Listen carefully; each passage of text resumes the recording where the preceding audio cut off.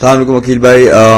ابھی جو یہ اس وقت پورے پاکستان میں ایک پروپیگنڈا چل رہا ہے پاکستان فوج کے خلاف، اور اسپیشلی جو ابھی 9 مئی کو جو ایک بھیانک واقعہ ہوا ہے اس کے بارے میں آپ کی کیا رائے ہے؟ دیکھیں 9 مئی کو جو بھیانک واقعہ ہوا ہے اس کی تو جتنی مذمت کی جائے کم ہے. میں یہ سمجھتا ہوں کہ پاکستانی قوم کو ایک چیز یاد رکھنی چاہیے.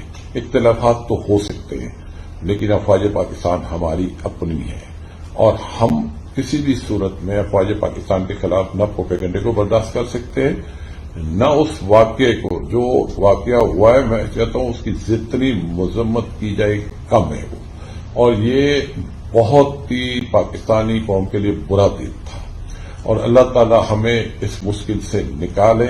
یہ میری پوری پاکستان کی قوم سے اپیل ہے کہ خدا را آپ اپنی صفوں میں اپنے دشمنوں سے ہوشیار رہیں، کسی کے بھی ایجنڈے پہ آ کے کوئی ایسا کام نہ کرے کہ ہمارے ملک کو اس کا نقصان ہو.